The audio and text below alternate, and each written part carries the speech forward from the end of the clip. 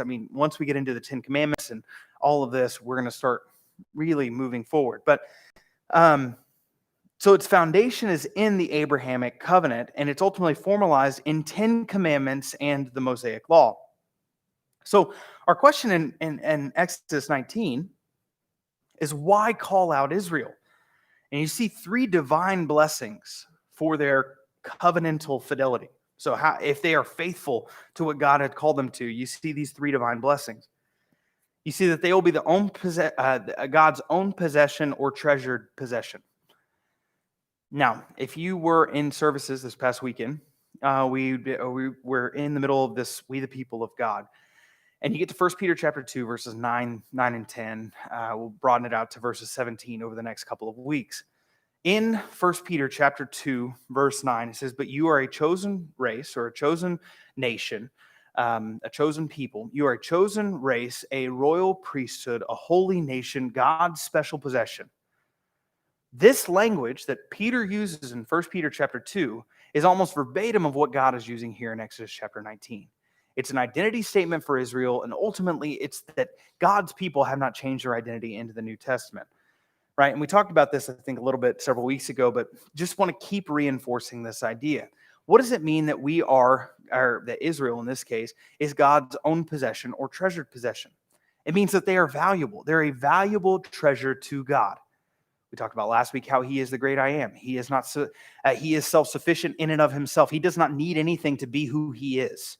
Yet at the same time, the miraculous aspect of this is that even though he is self-sufficient, he has picked out a people to be his own possession.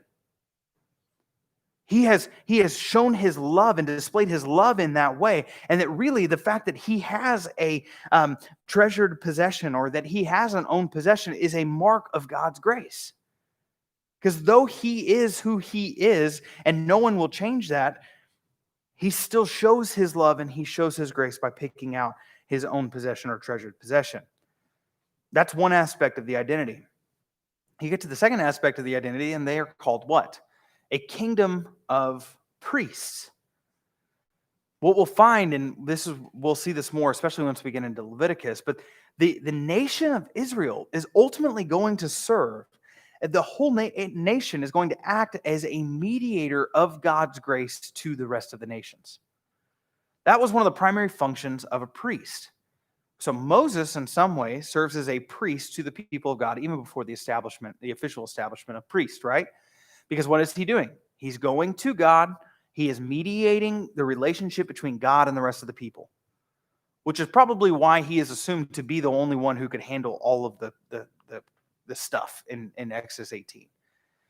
And that's one way that priests serve. The priests also serve because of their mediatorial role. They are now representing God to the rest of the people.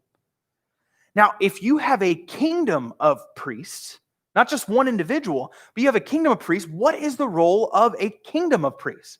That they would be the conduit by which God communicates who he is to everyone else. That's Israel's call. That they have been hand-selected, right, and God's own possession, to be set aside, not for the purpose of being, sort of only set aside, but they've been set aside so that they would be then a kingdom of priests to everyone else. That they would be mediators by which God communicates his glory to the rest of the nations. That's what we're really driving back to. This is one of the functions of Israel's identity. That as they are God's own possession, they are also a kingdom of priests. And they are also called a holy nation here. This idea of holy nation is that they are distinct. They are set apart. The only other one that is called holy in the scriptures is God himself. The very character of God is holy and different and set apart. There is no God like you, God. In some ways, God is saying there is no nation like you, Israel. He wants and desires his people. He knows the mark of sin.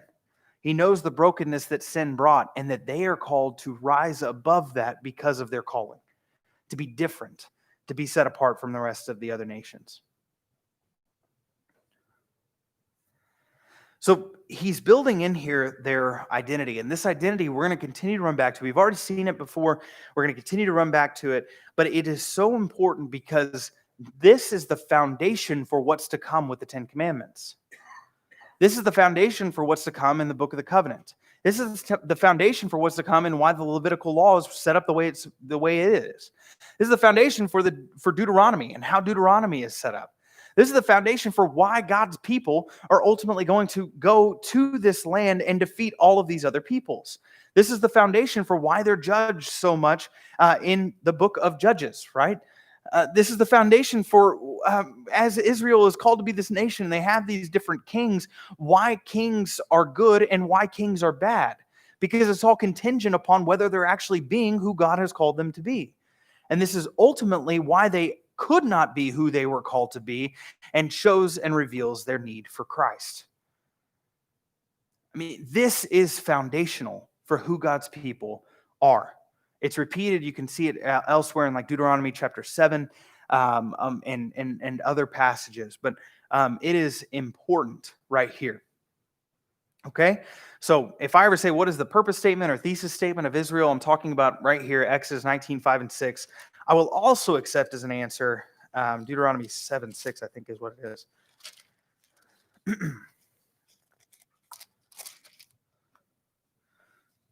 Deuteronomy 7, 6. It says, for you are a holy people belonging to the Lord your God. The Lord your God has chosen you to be his own possession out of all the peoples on the face of the earth. And if you keep reading verses 7 and 8, it says, the Lord had his heart set on you and chose you, not because you were more numerous than all the peoples, for you were the fewest of all the peoples, but because the Lord loved you and kept the oath he swore to your fathers, talking about Abraham. He brought you out with a strong hand and redeemed you from the place of slavery, from the power of the Pharaoh of Egypt. Know that the Lord your God is God, the faithful God who keeps his gracious covenant loyalty for 1,000 generations. Deuteronomy 7, 6 through 9, 10. Keep reading the entire book of Deuteronomy. But you talk about what is Israel's purpose, and this is important. So any questions real quick before we move into, well, let me say one final thing. In Exodus 19:8, so after saying this, look at verse 7. It says, after Moses came back, he summoned the elders of the people and set before them all the words that the Lord had commanded him. Okay, so, hey, this is who you're to be. And what did God's people say? Then all the people responded together, we will do all that the Lord has spoken. Liars! Right? So Moses brought the people's words back to the Lord. Okay? So we see that, I mean, they agree with this. Any questions on Israel's identity and who they were called to be as God's people? Okay. It's straightforward, but it's a motif that we'll continue to come back to. Okay? It's a theme that we'll continue to come back to. And this lays the foundation for the Ten Commandments. All right? Which is in Exodus chapter 20.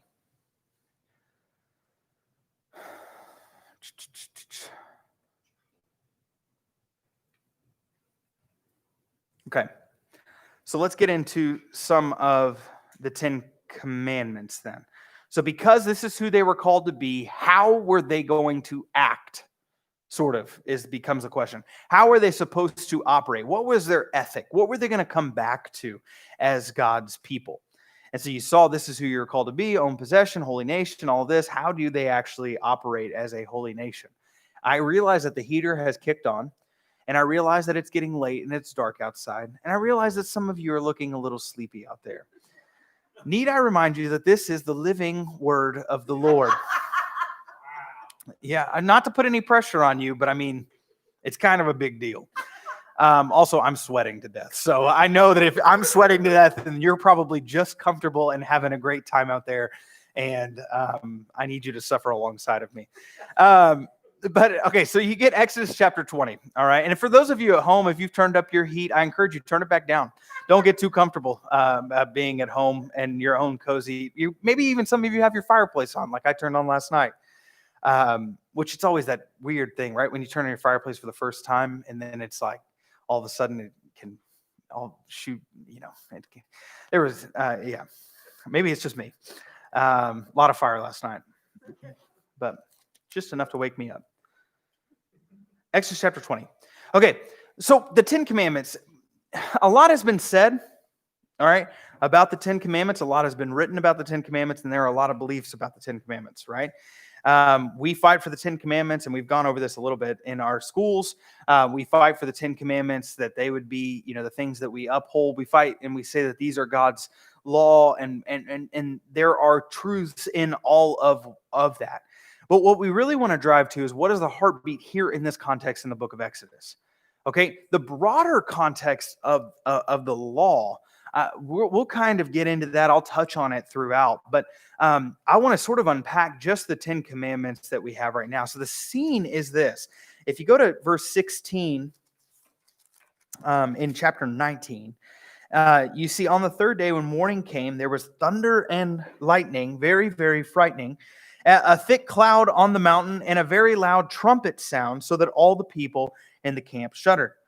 Then Moses brought the people out of the camp to meet God. Now, remember, I said often the manifestation of God's presence among the people of Israel is in the form of both like fog, cloud, smoke, and fire. All right, so thunder and lightning are what accompany him at this moment. Verse 18, Mount Sinai was completely enveloped in smoke. There it is right there. Because the Lord came down on it in what? Fire. Its smoke went up like the smoke of a furnace, and the whole mountain shook violently. As the sound of the trumpet grew louder and louder, Moses spoke, and God answered him in the thunder. Okay, so this becomes sort of the scene that plays out. Then you get to verse 20. The Lord came down on Mount Sinai at the top of the mountain. Then the Lord summoned Moses to the top of the mountain, and he went up. Okay, and then he ultimately gives these words, and he says, the Lord directed Moses, go down and warn the people not to break through to see the Lord. Otherwise, many of them will die.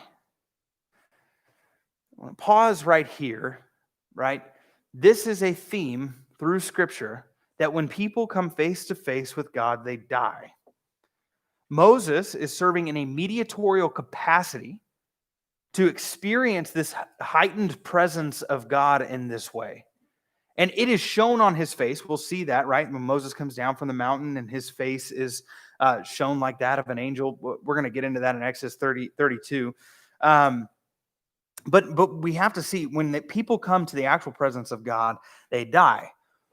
Why is that? I thought God was love. Like I thought God just wanted to give people a hug. Holiness, powerful, right? Righteous. All of these things play into the very character and nature of God. We can't paint a picture of God that isn't God. Right? And so even in how we sing, right? In singing songs, right? In phrases like, God, show me your glory. You don't want that in some respect. Right?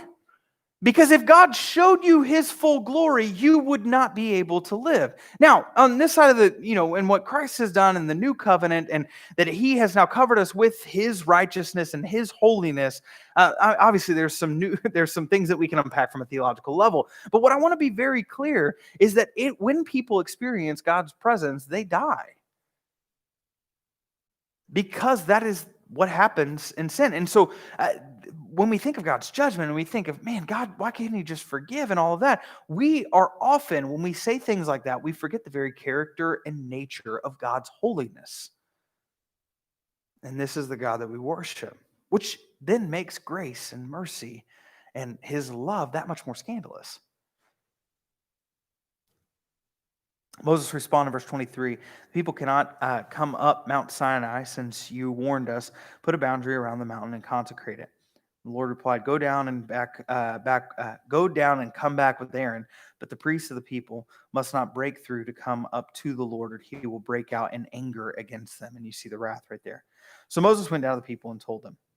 All right, now you get into the 10 Commandments. Now the 10 Commandments, fancy term, if you're reading a theology book, they'll be called the Decalogue, all right, which is like which literally can translate as the 10 words, is how it is translated. All right, and so Exodus 20, 1 through 17 is the first time the 10 Commandments are listed. What is the second time? Deuteronomy chapter 5.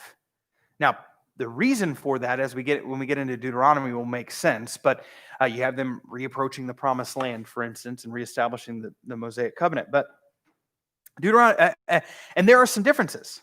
In fact, through my sort of dissertation work, one of the differences is in the Sabbath command. And so the Sabbath command in Exodus chapter 20 is rooted in creation, where the Sabbath command in Deuteronomy chapter 5 is actually rooted in, it says nothing about creation, and it's actually rooted back in their deliverance of Egypt, from Egypt, excuse me. And so there are some differences, but primarily the heart of the Ten Commandments stays the same.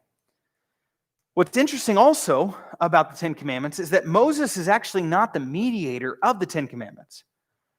God himself writes the commands on the tablets.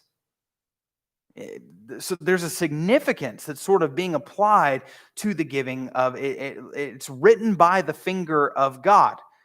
Now, where do the Ten Commandments reside? Not currently. Indiana Jones might know that answer. Inside the tabernacle ark. That's right. Yeah, inside the tabernacle, which is inside the Ark of the Covenant. I knew what you were talking about. Right. So it was the Ten Commandments are placed in the Ark of the Covenant. The Ark of the Covenant was in the most holy place of the tabernacle because that is to be where God's presence resides. All right. And so we'll get into the tabernacle in a moment. But these Ten Commandments, they serve, yes. Which one's what? The first one, it's got to be the second one's, right? Because the first one's broke. Yeah. Yeah, I feel good about the second ones. I don't know if I've ever actually thought about that question. So they serve as the foundational document of the covenant between God and Israel. Now, notice how I phrase that, all right? These 10 commandments served as the foundational document of the covenant between God and Israel. It's Israel's constitution, all right, is a great way to begin to think through that. It's their constitution. It's their highest law. And it's the ultimate test of covenant faithfulness that they have. All right, and I think that's a great way to begin thinking about these 10 commandments, that they are in many ways Israel's constitution.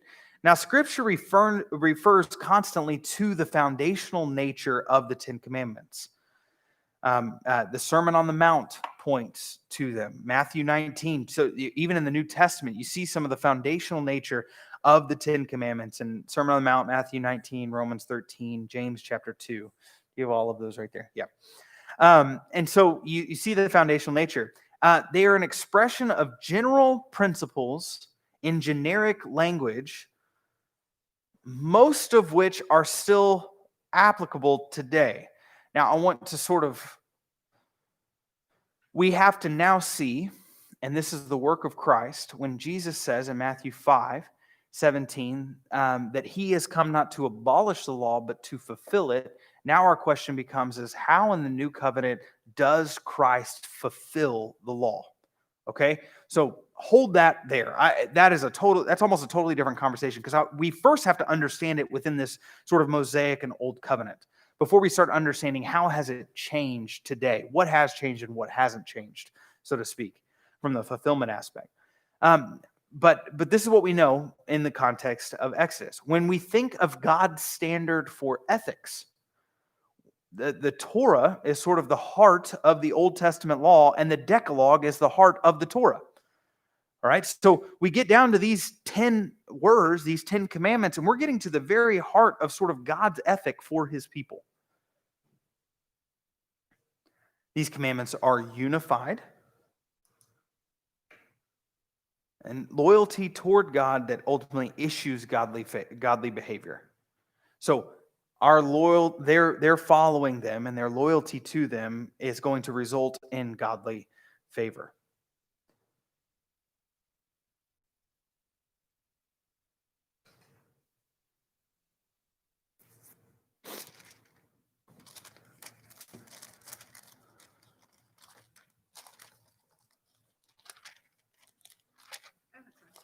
Yep. Can you expand a little bit on using the word Decalogue? Decalogue is a fancy way. So think dialogue. Right? Dialogue is a conversation, like it's two people. Decalogue would include the 10, so it's like 10 words can be how it's translated. Because of how the Hebrew is set up, it can be seen as having 10 words that sort of encompass the 10 laws themselves. And originally they were called the 10 words and not the 10 commandments. These were the 10 words from God.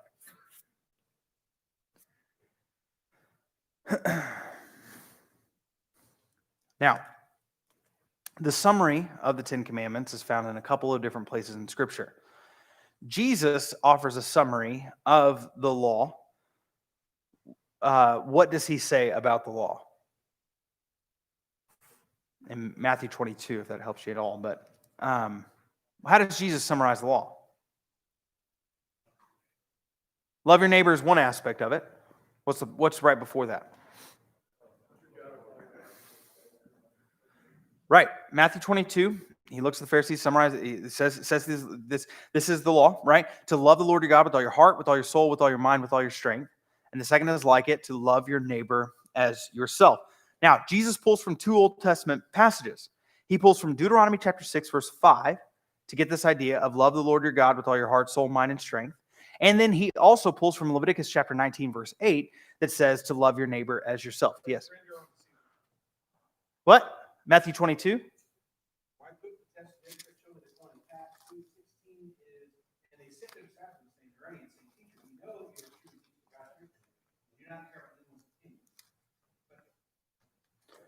Jesus responded by putting to the test. Think of references of what she. No, it's just a wrong reference. It's what is it? Why am I blanking on this? No. 37. Yes. Is it 30? 37, teacher, which is the great commandment? Yeah, there we go. 37 and through 39. So it's Matthew 22, 37 through 39. Sorry about that. Good catch. Sorry. I will be that passage, the render under Caesar what's Caesar's. That's next week's sermon. It's part of the closing of We the People of God. So I was wondering, I was like, no, that's right. Like that's what I was thinking in my head. I was like, no, 20. So okay, good. Just getting ahead, right? Because we give unto Caesar what is Caesar's, which is a coin, but he says give unto God what is God's, but we bear the image of God, and so therefore, right? You see the parallel that what are we to give? We're to give Caesar the money, but ultimately God gets our hearts because that's who we are. Woo! Start preaching on that. All right. So Deuteronomy 6 verse 5 and Leviticus 19:18 ultimately are sort of the summary of what the law is. Now, love the Lord your God and ultimately love your neighbor as yourself. That's how Jesus summarizes the law, and that's what we see in the New Testament. Again, without getting into too much of how Jesus comes in and fulfills the law, we're still seeing that that's how Jesus summarizes the law. I would argue in what we see coming out of Scripture in Exodus chapter 20, as well as in Deuteronomy chapter 5, we see the law being broken down, the 10 commandments being broken down into these two categories as well. When we talk about love the Lord your God, those are comprised in the first 4 commandments. When you see love your neighbor as yourself, you're looking at the basically commandments 5 through 10. So that's the reason that Jesus can come in and say, this is the summary of the law. Not only does the law itself summarize that in Deuteronomy and Leviticus both, but this is also a summary of the 10 commandments. Okay? So the first 4 commands, love the Lord your God, the first 4 commands center around this idea that is, love the Lord your God with all your heart, with all your soul, with all your mind, and with all your strength. Exodus chapter 20. Let's look at the first one. Okay, how does that fit within the umbrella of love the Lord your God? Well, commandment number 1. Then God spoke these words, I am the Lord your God who brought you out of the land of Egypt, out of the place of slavery. Commandment number 1, do not have any other gods beside me. How does that fit under love the Lord your God? I mean, it fits pretty well, yeah? Okay, good. All right. So I just want to make sure that we see how this, right? And really, what is the principle that's driving here? That all sin that competes with the loyalty to God, or all sin competes with loyalty to God, right? Because ultimately, something wants our heart, wants our worship, wants our affection. If God doesn't have it, then something else does. So, do not have any other gods besides me.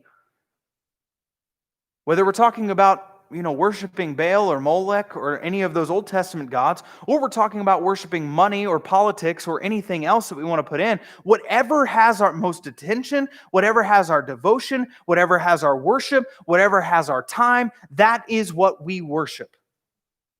And God says, do not have any other gods besides me. This is an exclusive claim to lordship by God himself, to lordship and worship. Then he unpacks that idea a little bit further in the second commandment. He comes in and he says, what? Do not make an idol for yourself, whether in the shape of anything in the heavens above, or on the earth below, or in the waters under the earth. Do not bow and worship to them, or serve them. For I, the Lord, am a jealous God, punishing the children of their fathers in iniquity to the third and fourth generations of those who hate me, but showing faithful love to 1,000 generations of those who love me and keep my commands. Now, ultimately, we're seeing this drive back to, basically you have it's broad and sort of specific idolatry, worshiping something other than God. Haters are going to reject sort of this haters of God. They're going to reject God. Lovers of God will obey God. That's what we see in verses 5 and 6 and that unpacking.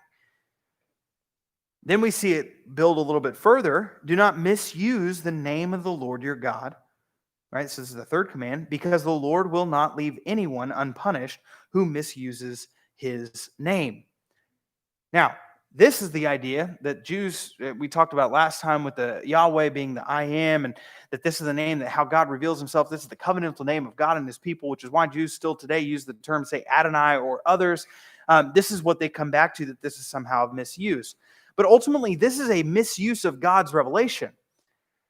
Any sort of painting God in a picture, painting God in a box where he has not revealed himself to be, right? Or who he has not revealed himself to be. That's the idea of misusing his name. Now, I remember growing up that, and this is just, you weren't allowed to say, God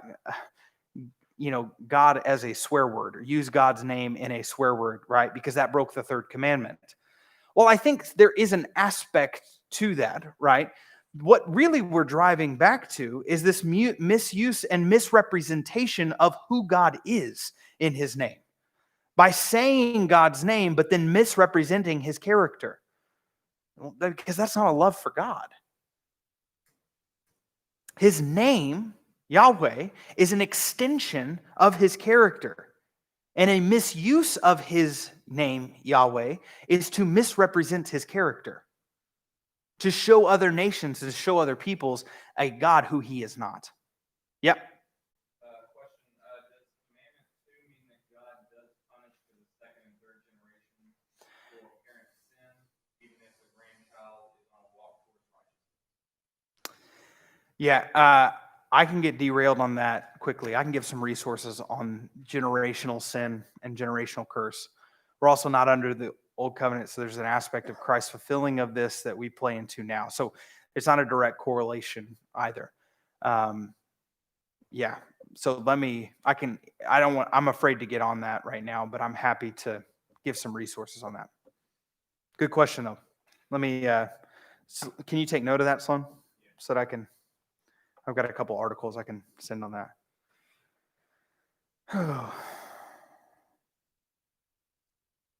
Okay, so love the Lord your God. We see it in worship of God, idolatry, the problems of idolatry, the misuse of God's revelation, and then ultimately commandment 4 of remembering the Sabbath day.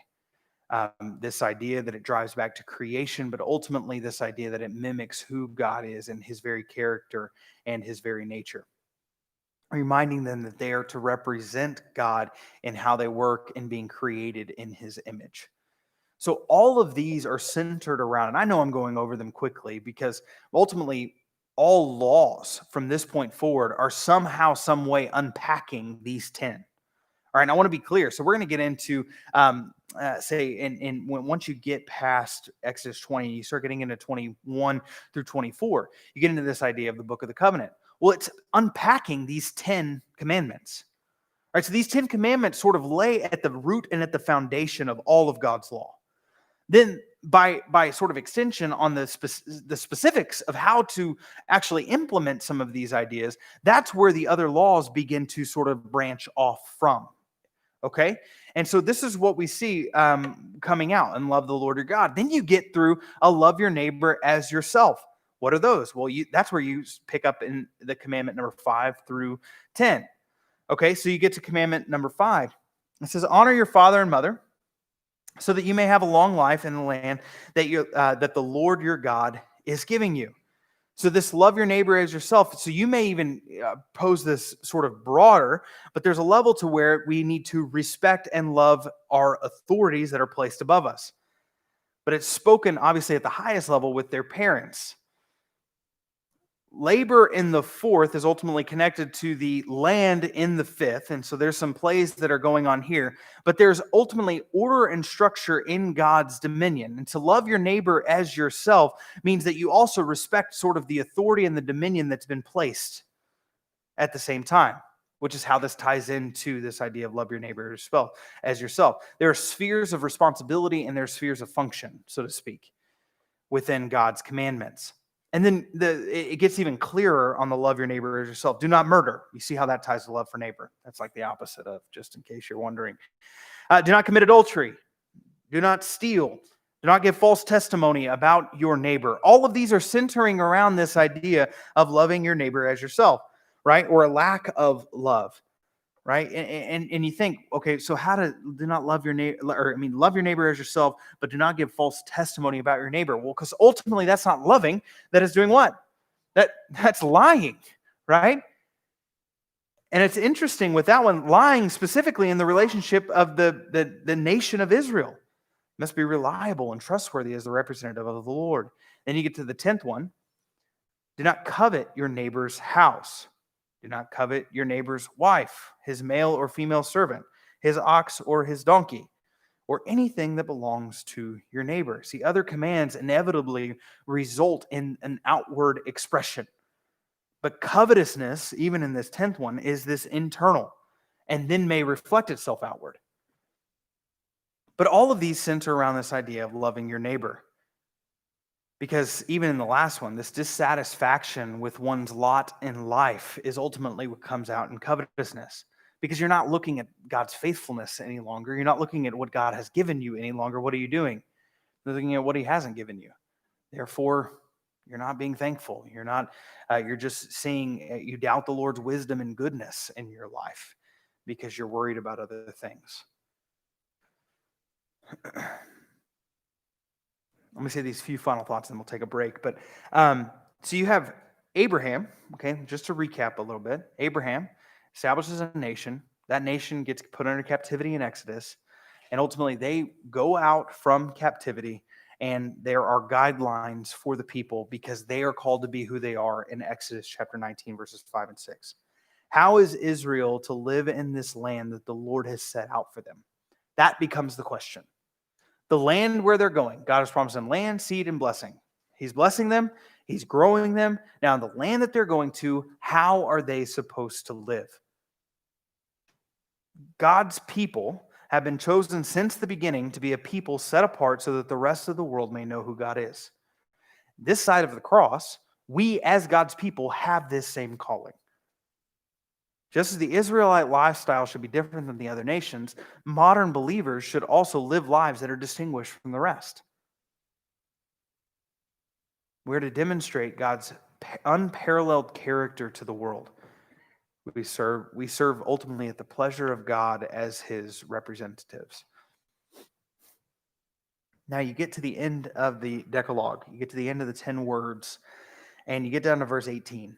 It says, all the people witnessed the thunder and lightning, the sound of the trumpet, the mountain surrounded by smoke. When the people saw it, they trembled and stood at a distance. Rightly so. Verse 19, you speak to us and we will listen, they said to Moses, but don't let God speak to us or we will die. Right? They understood the holiness that was sort of brought. Right? Who is this? Yeah, we're getting there. And so this is, who is this God again? He is the one who spoke these very words to be these kind of people. What follows from basically chapter 20:22 through 23:33 is what's called the Book of the Covenant. It's called that because you get into chapter 24, verse 7. You get this idea. It says, he then took the covenant scroll and read it aloud. They responded, "We will do and obey all that the Lord has commanded." And so that's the idea of the Book of the Covenant, this covenant scroll that comes into being. So that's why it's titled. It's sort of the initial, think of it as the initial installment of the laws is what comes over the next four-ish chapters. Okay? But I want you to see it this way. It is a commentary on the Decalogue. All right? So these 4 chapters comprise sort of a commentary on the Decalogue. The 10 Commandments are general, and the rest becomes specific.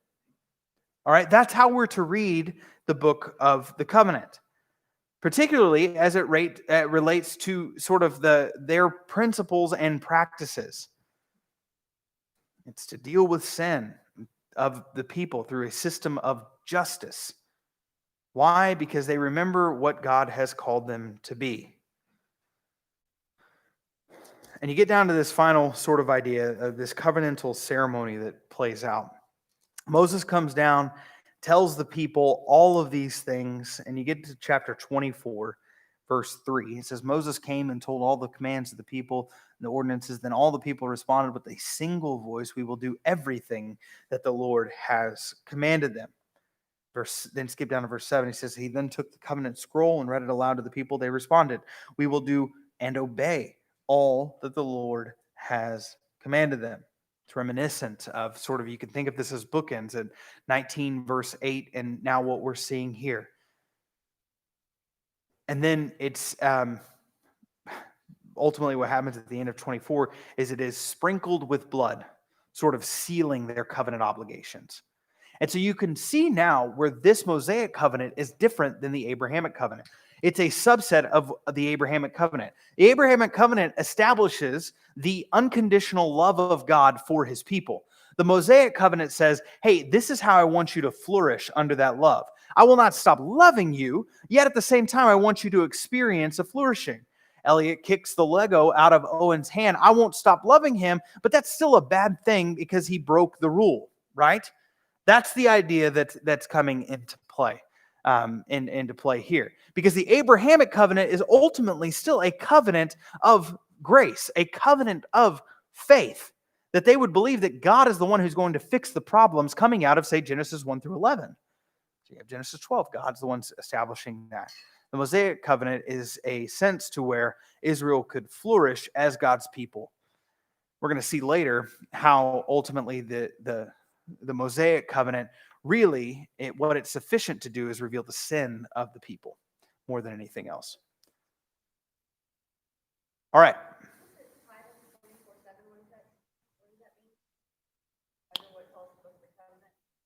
I'm sorry? The bullet point says title 24/7. Title, where at?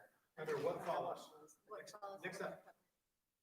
Oh, that's where you get the title of the book, the Book of the Covenant. So the Book of the Covenant comes from chapter 24, verse 7. That's why we call it the Book of the Covenant. Sorry. Some of these, again, an ex-Ministry Academy student is making these slides, so he's taking my notes, and some of them just make sense to me. So that's fair. Some of them don't even make sense. Some of them don't even make sense to me. So title 24/7. I know what I'm talking about. Come on, guys. Hey, speaking of which, let's take a break. All right. Let's come back in 10.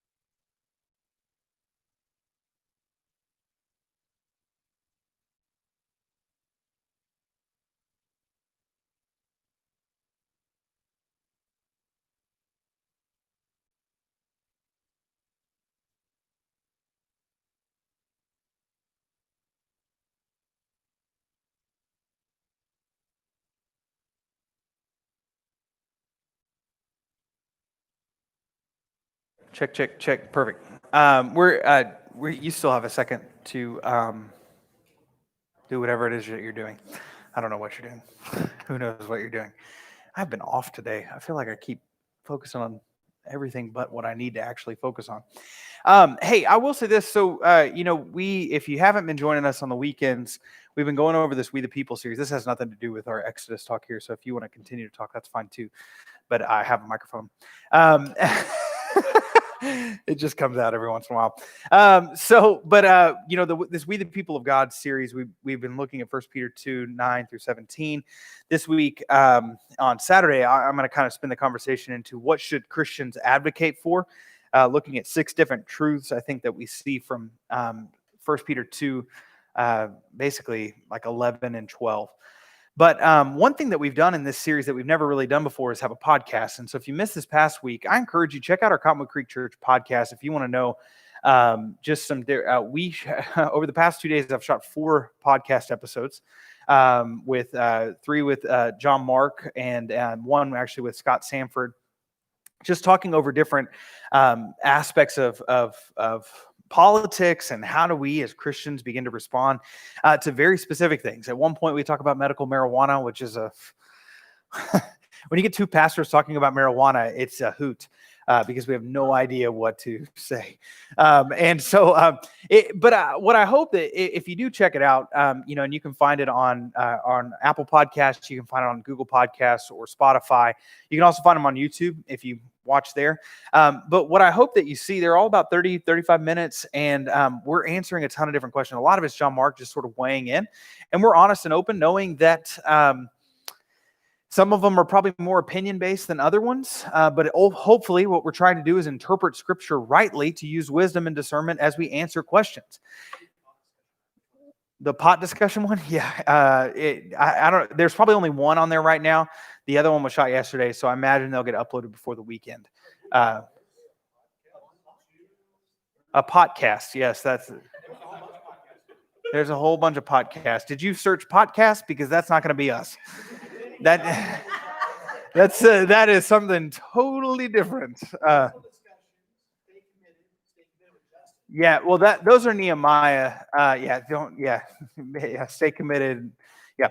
So those are Nehemiah. So what it'll start saying, it'll say the political discussions. Number 1, that's our first podcast part. The other ones are sermons that are on there from Sunday and Saturday, and you can always catch Saturday night sermons or Sunday sermons on the podcast as well. That's a terrible name. I hate that. Anyway, so just if you need some guidance in this political season, that might help. That's all I'm trying to say. And just a resource for you in case you didn't hear about that. More will be uploaded before the probably headed into the weekend. We'll probably have 3. 2 of them are answering hot button issues, just everything really from medical marijuana to immigration to goodness. What else did we talk? We talked about schools and education. Personality, policy, character of an individual. How should that influence our voting? All of that kind of stuff. There's going to be one of the episodes purely about what does it mean to be pro-life as Christians, which is really good because you get John Mark in his element, and you just start to see, because his PhD's in ethics, and so you start understanding what does it mean to be pro-life holistically, also from womb to tomb. And how do we sort of rise above just one particular angle of being pro-life and be actually holistically pro-life? So if you have questions or you're frustrated by this season, hopefully they're fun. That really, we laugh at each other. We poke fun at each other. At one point, John Mark said he fell asleep while I was talking. So, it's a lot of fun. But if you need some direction on that, I encourage you to check those out, share those. And then Scott's the one that we did today. Scott is a state representative here, and he's also on staff here. So it's really interesting talking to him.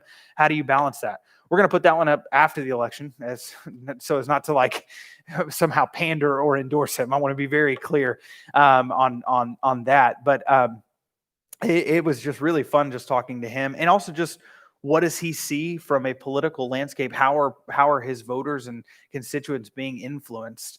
And we spent like 10 minutes talking about social media and the polarization within social media, and how that is just so dangerous for us as believers. So anyway, if you want to, I would say a breath of fresh air in this realm, I encourage you to check those out over the coming weeks. That was just a total aside for you.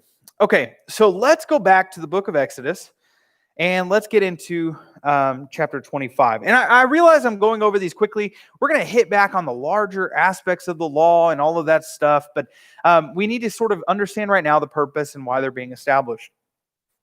So you get into chapter 25, and if you are in a Bible reading plan, everything has gone well up until this point, right? And even verses or chapters 20 through 24, you're kind of like, there's some weird things in here, right?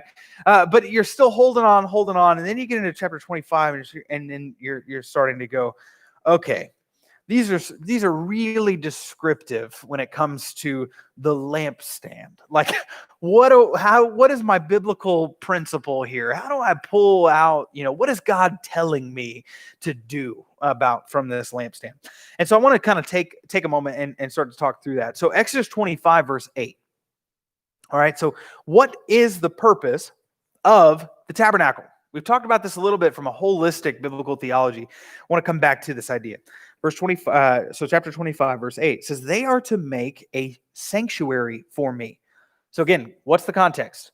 Israel, they leave Egypt. They are called to be God's people. That's their identity. How are they going to be God's people? Here are the commands that they are given. And now what is the mark of them as God's people? It's right here in verse 8.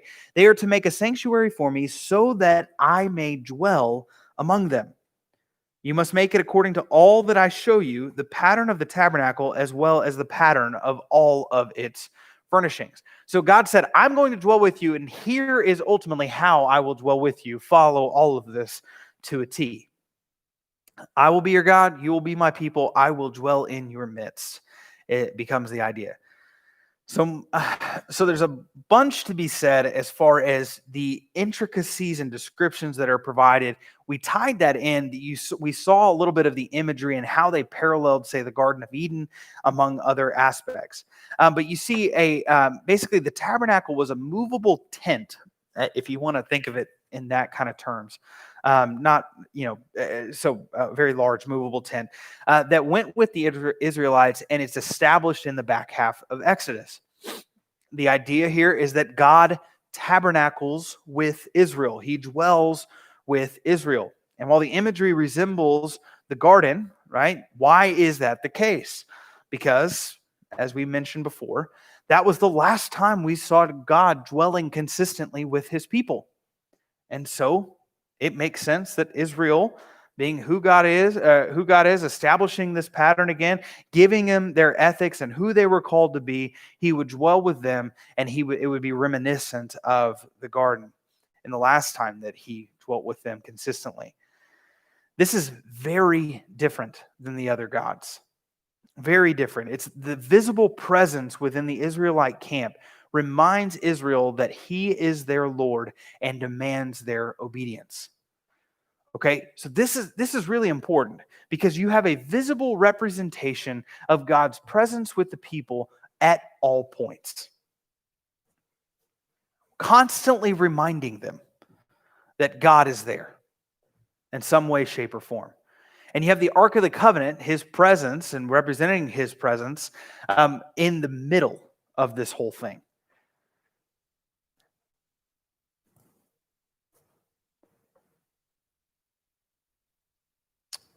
So you get into chapter 28. He establishes the priestly order, all right, the Levites through Aaron to minister at the tabernacle and teach the law.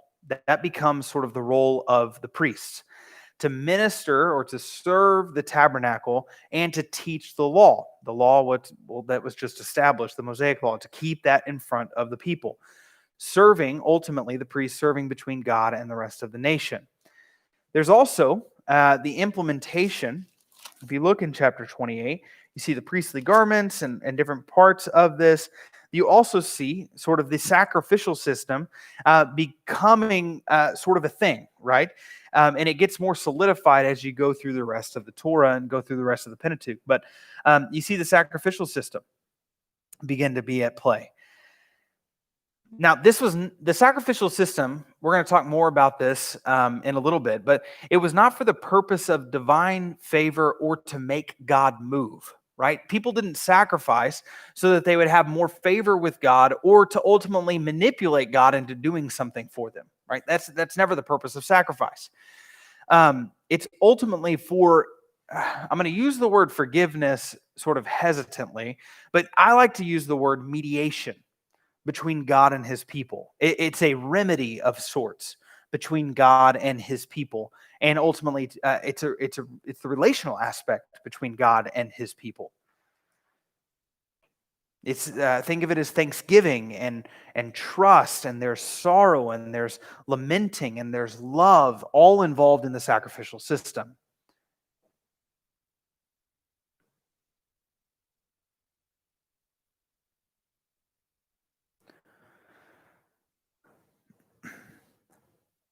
Think of the sacrifice, and the best analogy that I've heard is that it is a window to the soul, not a cloak to cover who they really were, but it's a window into their soul to show who they were.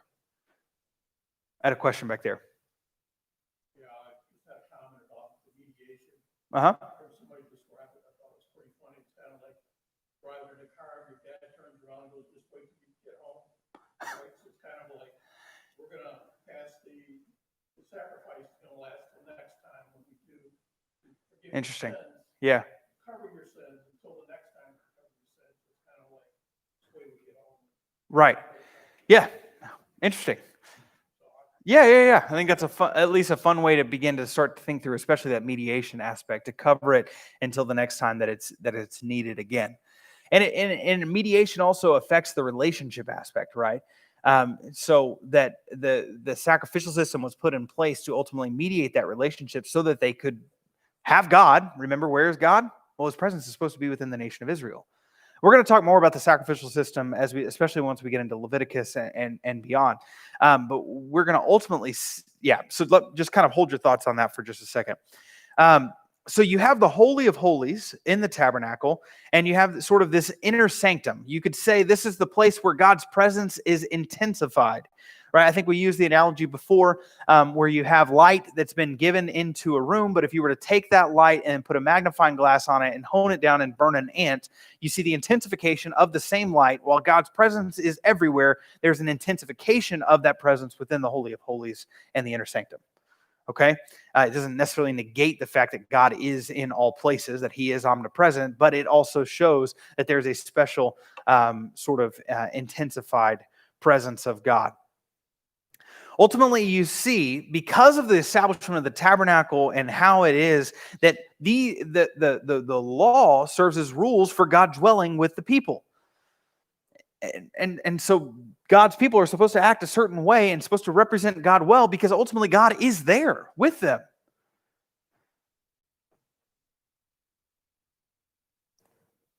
If the people wanted to experience the presence of God, then holiness is required.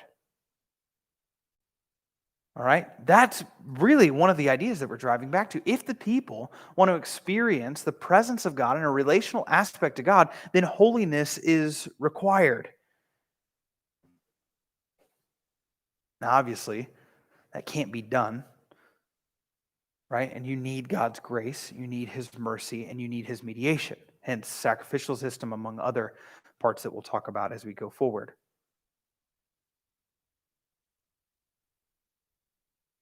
You can see, and we've talked about it before, but this is sort of a piece to God's presence and dwelling across the scriptural storyline. All right? Yes? I might have missed this, but you said sacrifice is a window, like a window into your soul. Yeah, so sacrifice is like a window to the soul, not a cloak to cover who they really were.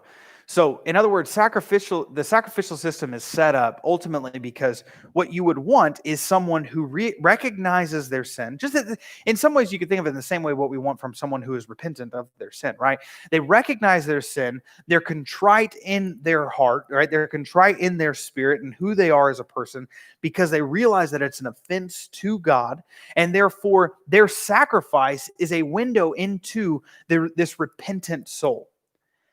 The sacrifice is not, well, I messed up, so I need to go and do this sacrifice, as if to cloak their true heart. Right? That's the ideal, right? Then that's really what the sacrificial system begins to get back into. It's showing a contrite heart that is bound in sort of thanksgiving to a God who ultimately shows grace and mercy, not because that is how someone is saved, if I put it that way. Yep. So is contriteness a requirement of the sacrifice? An appropriate one. Yeah, I promise. We're going to get there, because I don't want to get ahead of myself, because the sacrificial system was never set up for the salvation of the people. Neither was the law. So, yeah, it's a good question. I just don't want to. What we're going to end with is I want to open the book of Leviticus. And I want to show sort of how the sacrificial system works, and then I actually want to go ahead and go to Jesus and say, okay, what does he do within Leviticus? That's kind of how we'll end our time here in the next 30 minutes. Okay, now there's one aside. So you have all this tabernacle language, but then there's one aside that begins to happen in Exodus chapter 32. So remember, what did the people say in 19:8? Yeah, we'll do it. What did the people say at the end in chapter 24? Yeah, we'll do it. Anytime Israel says, yeah, we'll do it, just chalk them up as a bunch of liars, okay? Like that's really what we can do as we approach the text, because they say that on multiple times. Even as we were going through the book of Nehemiah, what do they say? Yeah, we'll do it. And what do? They don't do it. Like, and what the Old Testament story, one of the most faithful things it does is to reveal that Israel says that they're going to do a lot of things, and ultimately they don't do those things. Right? And so the golden calf incident is one of the most explicit in Scripture and is referenced often throughout Scripture. So basically, summary of the golden calf incident in Exodus chapter 32. Moses is taking too long on the mountain of God. All right, he's getting those laws. The people get antsy. And so what do? Hey, I got a great idea. Moses is gone. He's been out of commission. So why don't we just, start to worship something else that brought us out of the land of Egypt, right? Like, Aaron, let's make for us this golden calf. So they throw all their stuff in together, and they make this golden calf. All right, so turn to Exodus 32, and we'll start to pick up on some of the ideas that are coming out here. So when the people saw that Moses had delayed in coming down from the mountain, I'm in Exodus chapter 32, verse 1. They gather around Aaron, come make gods for us already, right? You shall not have no other gods before me, and do not make graven images. Okay, they're failing on 2 counts here. Who will go before us, because Moses, the man who brought us up from the land of Egypt, we don't know what has happened to him. So Moses has been gone for a long time. Right? People are getting antsy, so Aaron replied to them. Now Aaron is complicit in this. Yes.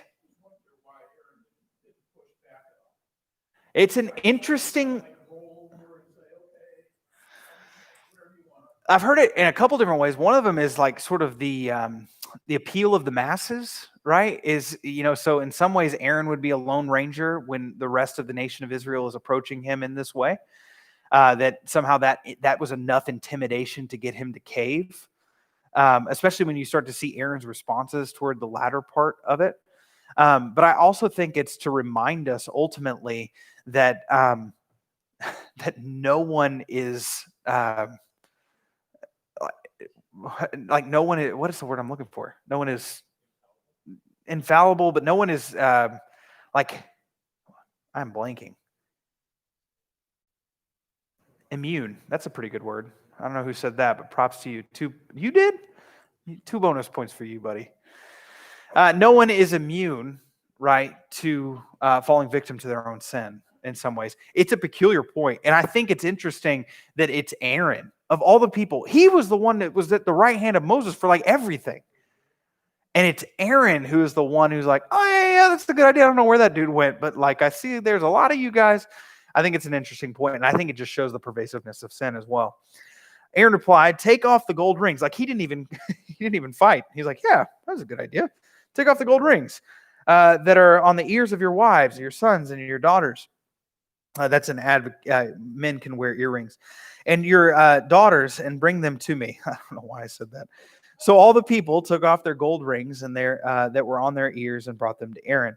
He took the gold from them, fashioned it with an engraving tool, and made it into an image of a calf. Now, Aaron is not just complicit saying, oh yeah, go do that. What is he doing? He's like the one doing it. Yeah, he's not just encouraging. He's like the craftsman. He's like, oh yeah, let's make the mouth here. Here's the legs right here. Then they said, Israel, these are your gods who brought you up from the land of Egypt. Now, there's a lot going on here. But how does God identify himself that we've seen? Up to this, I'm the God of Abraham, Isaac, and Jacob. Then that's covenantal language. What we find is more covenantal language is when he says, I'm the God who brought you out of the land of Egypt. What is the language that's being had here? I'm the only one. And now they are attributing their deliverance to these golden calves. When Aaron saw this, he built an altar in front of them and made an announcement, there will be a festival to the Lord tomorrow. Now, here's what's interesting. Lord is capitalized there, yeah?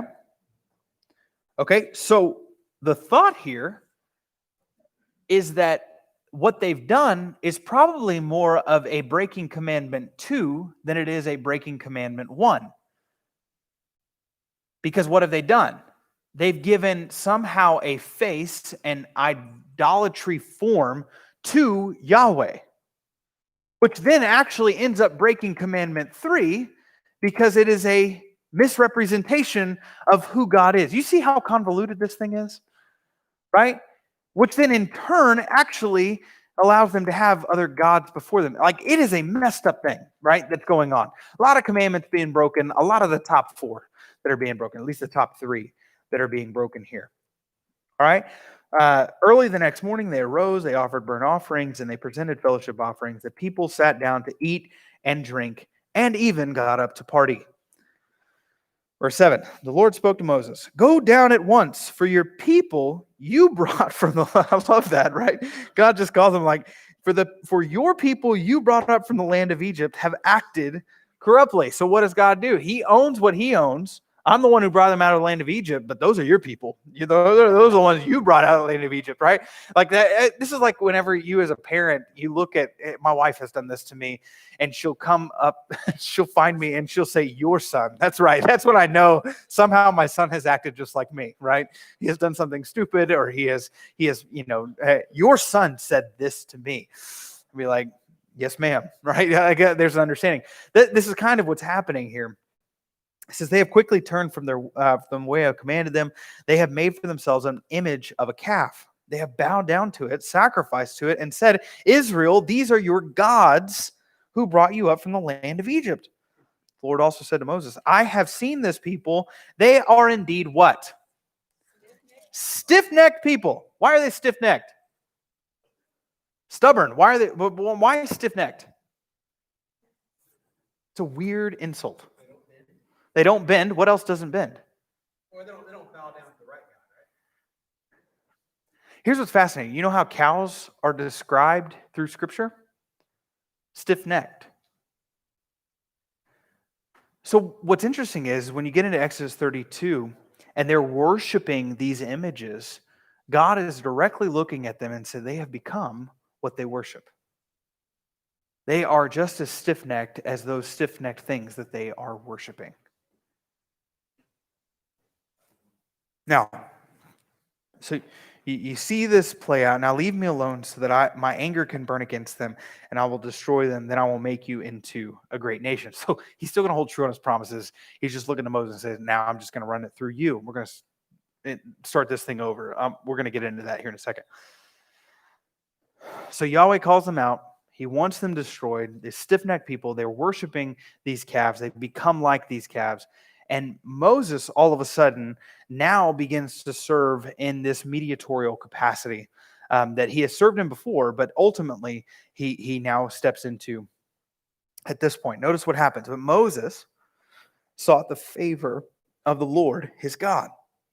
Lord, why does your anger burn against the people you brought out of the land of Egypt? So in some sense, he's almost putting it back on God. We're going to explain what that is in just a second. With great power and a strong hand. So he's still attributing God to God what is God's. Why should the Egyptians say he brought them out with an evil intent to kill them in the mountains and eliminate them from the face of the earth? What is Moses doing? Is he arguing with God? Negotiate. He's reminding. He's reminding God what he has done and ultimately how he would look. Now keep reading. Turn your face from anger, plan for your people. Verse 13. Remember your servants, Abraham, Isaac, and Israel. Right? So he calls God back to the covenant. You swore to them by yourself and declared, I will make your offspring as numerous as the stars of the sky, and I will give you your offspring all this land that I have promised, and they will inherit it forever. So the Lord relented concerning the disaster he had said would bring on his people. Now, here's what we're trying to pull out. We're pulling out a major theological theme. Some people will look at this passage and say, well, see, prayer changes the mind of God. I want to be super careful that that's not what's happening here. What is happening is a larger theological theme of the role that Moses is serving as a mediator between God and his people. Was God right to have destroyed the people right then and there? Absolutely. Was he justified in his anger and in his wrath? Absolutely. They had done everything that they were not supposed to do.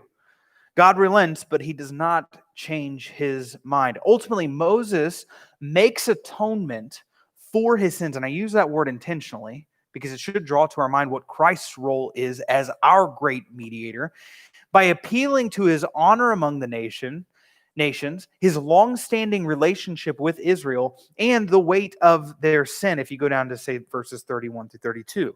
In turn, Moses ultimately sort of desires to see God's glory. We're going to get to that here in just a second. But this shield of prayer, sort of to divert divine wrath, is pointing to the importance of Moses' role as a mediator between God and his people. That while God would have been totally justified to have done that, he relents not because he has changed his mind, but because the mediator has stepped into place. And it's, again, in the realm of typology, it is pointing us to ultimately what Christ is doing for us in his mediatorial role. In that God's anger is satisfied on Christ's work so that what? We might have life, that we might live. We're seeing that even here. You get down to verse 31 there. Following day, Moses said, you have committed a grave sin. Now I will go up to the Lord. Perhaps I'll be able to atone for your sin. You see that word atonement right there. So Moses returned to the Lord. Oh, these people have committed a grave sin. They have made a god of gold for themselves. Now, if you would only forgive their sin, but if not, please erase me from the book you have written. He is showing this mediatorial role, and he's successful in it. And so I want to just be clear that in this sort of incident, Israel has done everything they possibly could have to deserve the just wrath of God. Yet Moses steps in a theological mediatorial role on behalf of the nation of Israel and points back to God's faithfulness, points back to his covenant, and ultimately points back and says, God, I know who you are. Be faithful in this and show your grace and show your mercy. Though you are justified in this, I also know that these people are supposed to be this kind of people to all the other nations. And God relents from that. And so it's this act of mediation that Moses serves in.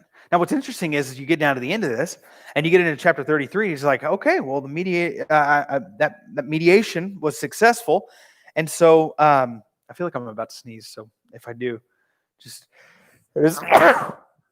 oh, listen. In public these days, you can't even sneeze because people are going to be like, oh no, I'm not getting near that guy. COVID. That's right. Maybe that'll divert questions from this. That's good. But you get to chapter 33, and because of Moses' successful mediation, I apologize online, that was probably really loud in your ear. Did you mute it? Were you able to mute it? No, it was just super loud. Awesome. Thanks for sticking along. All right, verse 1 in chapter 33, the Lord spoke to Moses, go up from here, you and the people you brought from the land of Egypt, to the land I promised you, Abraham, Isaac, and Jacob. Okay, what is he doing? Now he has called both covenants, he has mashed them together and says, we're still going to go do this thing. Verse 2, I will send an angel ahead of you, and he will drive out all of the ites. Verse 3, go up to the land flowing with milk and honey, and I will not go up with you, because you are a stiff-necked people. Otherwise, I might destroy you on the way. Now, this will continue to pick itself up as we go forward. Verse 4, when the people heard this bad news, they mourned and didn't put on their jewelry. For the Lord said to Moses, tell the Israelites, you are a stiff-necked people. If I went up for you for a single moment, I would destroy you. Now take off your jewelry and decide. Take off your jewelry, and I will decide what to do with you. So the Israelites remained stripped of their jewelry from Mount Horeb onward. Okay, so you see what's happened. This mediation has occurred from Moses in that they were spared, but there are still consequences for the relational aspect of God's presence among the people. Until you get to, right? So that all happens, and then you get to verse 12. Moses said to the Lord, after all of this successful mediation, look, you have told me, lead this people up, but you have not let me know whom you will send with me. You said, I know you by name, and you have also found favor with me. Now, if I have indeed found favor with you, please teach me your ways, and I will know you, so that I may find favor with you. Now consider that this nation is your people. Now, that's the mediation again. So mediation on twofold. He reminds God who he is in the sense of calling him back to covenantal faithfulness. He serves in that mediation role, and then he now twice. Ultimately, Moses then says, now God, show me your glory, as a response to that. And if you remember God's response, he's like, you can't see me and live, but you can see the trail of my robe. Right? And so you see this instance where Moses is all of a sudden, he is serving in this mediation role, and in successful mediation, now he has almost a special relationship with God himself.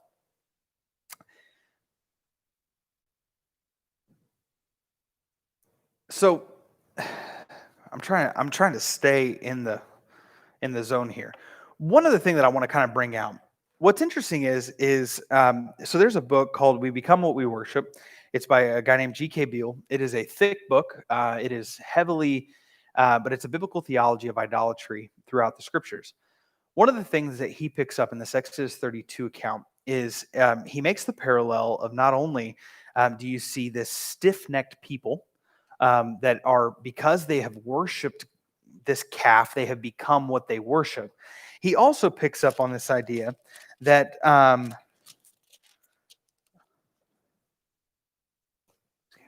making sure I'm in the right passage. Go to chapter 34 and in verse 29. So after Moses serves in the right kind of role, and he has now this relationship with God to where he asks to see the glory of God, and it passes before him, all this kind of stuff. You see what takes place here in chapter 34, verse 29. As Moses, so after this whole scene with God, as Moses descended from Mount Sinai with the 2 tablets of testimony in his hands, as he descended the mountain, he did not realize that the skin of his face shone as a result of his speaking with the Lord. When Aaron and all the Israelites saw Moses, the skin of his face shone. They were afraid to come near him. Now, if you've ever kind of wondered, why were they afraid to go near Moses? What's interesting is in the Hebrew language, you have the stiff-necked people that directly parallel the golden calf that the people worshipped. What's interesting is that this Hebrew phrasing of his face shone as a result, it's almost communicating the idea that Moses is coming down from the mountain as if he has these horns, is kind of the idea that's being carried here. Now, again, it's a Hebrew idiom, and it's playing on these. But what Beale does in his We Become What We Worship is he directly ties this, and he says, look, you people worshipped this calf, and you became like it. Moses served as your mediator, worshipped me, and he became like me. And as he comes down from the mountain, as the people were giving off this image that they were stiff-necked like the thing that they had worshipped, Moses is showing in some respects who he just got done worshiping. And the people, as he comes down and his face shone, it's this image that just as the people reflected who they worship, so now Moses is reflecting who he has worshiped. And this transference and what's happening is it's reminding the people of Israel that you become what you worship. If you choose to worship graven images, if you choose to worship these other gods, they will naturally lead you down this trajectory that is your destruction. You will become like them in many respects. But if you worship this God, even in the way that this text is reading, that you will begin to reflect that God. Which is exactly what Israel was called to do in the first place. Which is the whole thing of that God's presence would dwell with them, and that as they are pursuing who God is, that their relationship would ultimately show that they are the ones who represent God. When Moses' face shone down, they were afraid and frightened of him because he resembled God in some ways. And they were showing ultimately that, well, what happens when you come face to face with God? You're exposed in your sin as you should be. Which is exactly what Israel was called to be, weren't they? That they would represent God in such a way that all the other nations would see that and respond to it.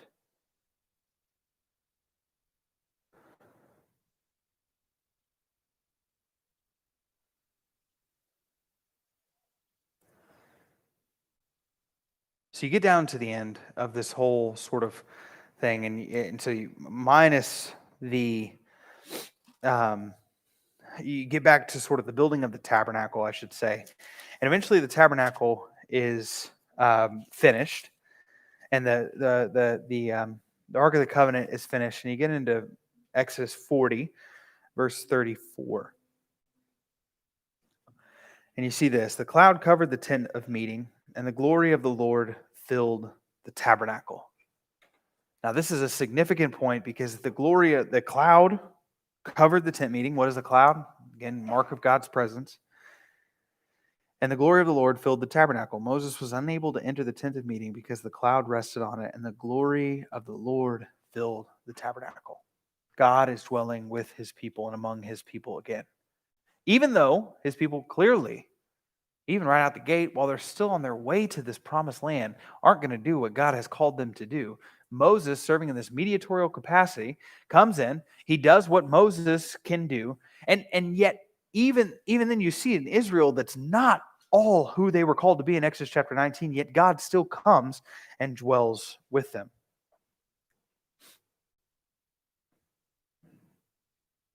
Okay. I don't know if we've got time, Sloaner.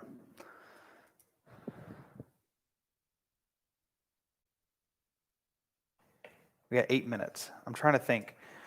So then,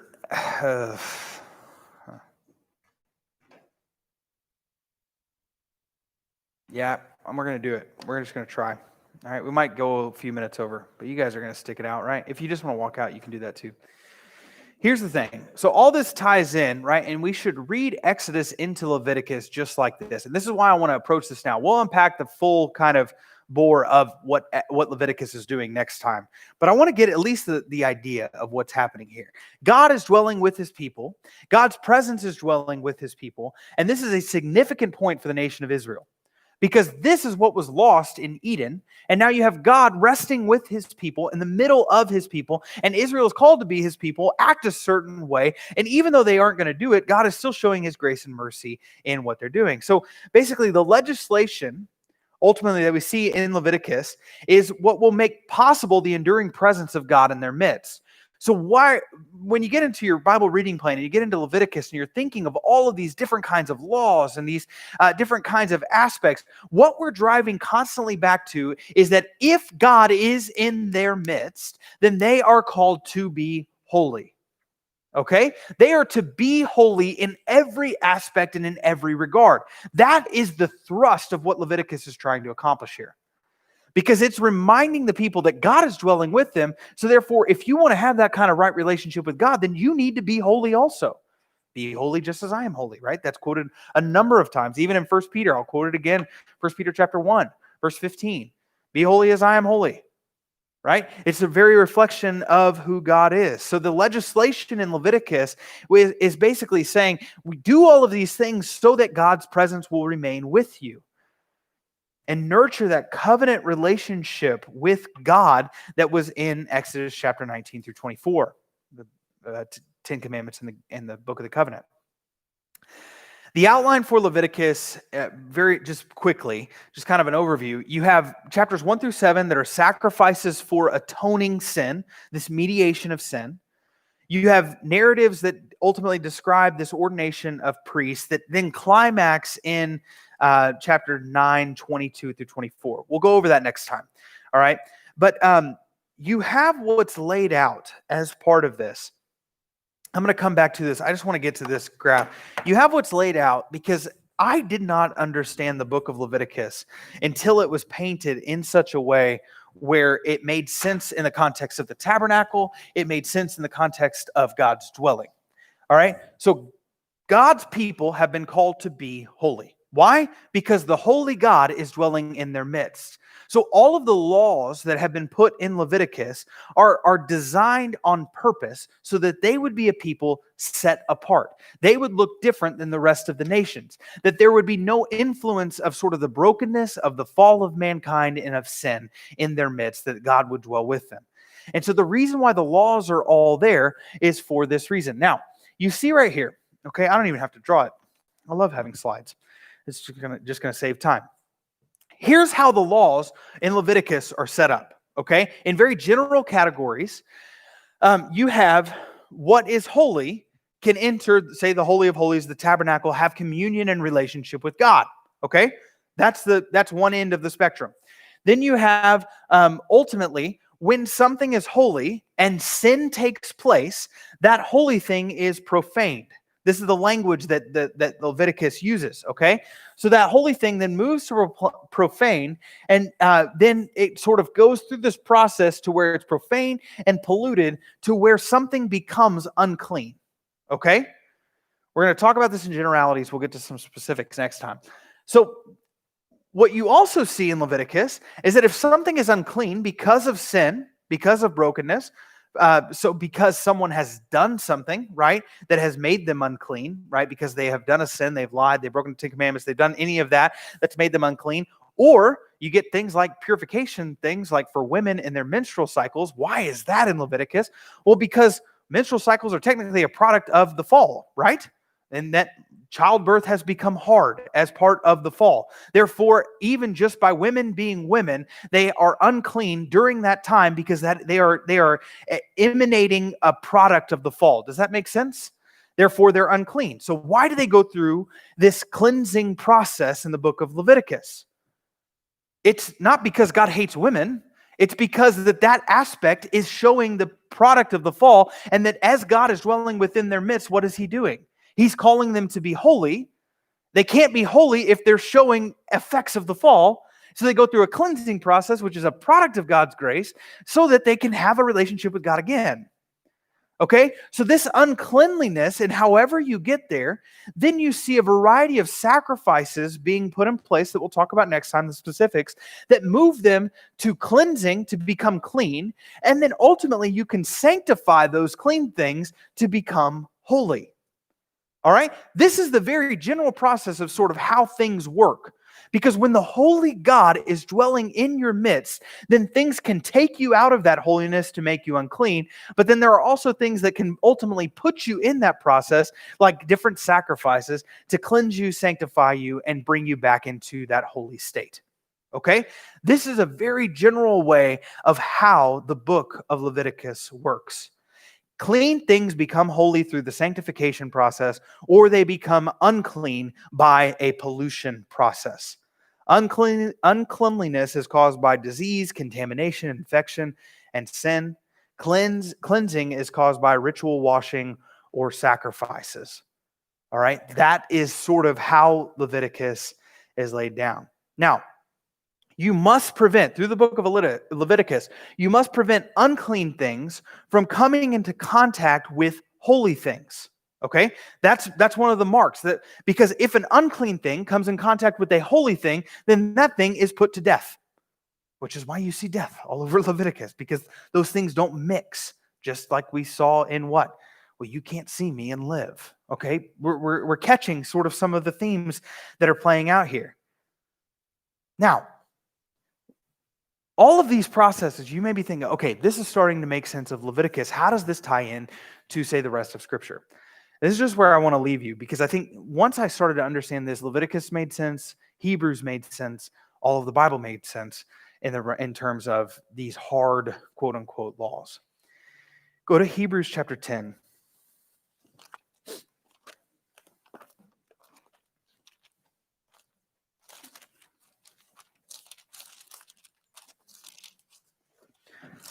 All right, and I want to we'll point out one thing, and then we'll unpack the rest next time. So if this is how ultimately the book of Leviticus works, through sacrifices and ritual washings, these people can become holy again. Through sin and a variety of other things, they become unclean. All right, Hebrews chapter 10. Now we get to this idea. It says, after he says above, you did not desire or delight in sacrifices or offerings, whole burnt offerings and sin offerings. We'll get 10 verse 8. Verse 9, he says, he then says, see, I have come to do your will. He takes away the first to establish the second. By this will we have been sanctified through the offering of the body of Jesus Christ once for all time. Now notice what happens in verse 11. Every priest stands day after day, ministering and offering the same sacrifices time after time, which can never take away sins. But this man, talking about Jesus, after offering one sacrifice for sins forever, sat down at the right hand of God. And he is now waiting until his enemies are made his footstool. For by one offering he has perfected forever those who are sanctified. Now, we can build on this later, but this is what I want you to see. What Leviticus does is it shows us if we want to be in a holy sort of relationship with God, if we want a relationship with God, then we must be holy. What the law has done is shown ultimately how you fall short of that holiness. What Leviticus does is it shows us the processes by which we need to go through ritual washing, through various sacrifices to get us to the point to where we have that relationship of holiness with God again. Until when? Until we sin again. Or until something comes up that's a product of the fall, and then that bumps us back to unclean, and then we go through the process. What Hebrews is bringing out, he says, look, the priests stand day after day ministering at the temple doing exactly this. You sin, they go through the cycle. You sin, they go through the cycle. You sin, they go through the cycle. And what Hebrews brings out, he says, every day these priests do this, but it took one man, this great high priest, to offer this perfect sacrifice, to come in, and he says, look, right, this is exactly what Christ does. He says, you are unclean. Go through these processes and eventually you're going to be unclean again because you can't do this on your own. But Jesus comes in and he says, I'm going to offer the perfect sacrifice by the perfect high priest to ultimately say, well, I'm going to take what is unclean and make them holy permanently. You don't have to keep sacrificing me over and over again on the altar, but instead, because of my perfect sacrifice and my perfect being the perfect high priest, I will take you and move you from unclean to holy, not by your doing, but by mine. And in doing so, what do we have? Now we have a perfect relationship with God. See, the book of Leviticus sheds light on just how serious our sin is in affecting our relationship with God. And it shows us also the need that we need something to mediate our sin. But everything falls short until we get to Christ. And when Christ comes in on the scene, the book of Hebrews, where we can't understand Hebrews if we don't understand Leviticus fully. And what Hebrews is showing is that in Christ, now we are able to have this perfect relationship with God because he does this once and for all. This is the beauty of the new covenant. And really, this doesn't negate what happens in Leviticus. This frames what happens in Leviticus. He says, I want to dwell with you. This is where I want, but I want to show you over and again that when left up to your own devices, you can't do this. But I will send the one who will do this once and for all. And it will only come through me. But in doing so, you will have the relationship that you've been longing for. See, this is the work of Christ. And this is what we see even in books like Leviticus, ones that we get irritated with or shy away from. But ultimately, every book highlights the work of Christ and what he has done. Let's pray. God, I thank you for your word. Thank you for this group. God, continue to teach us your way. We love you. Amen. All right. We'll see y'all.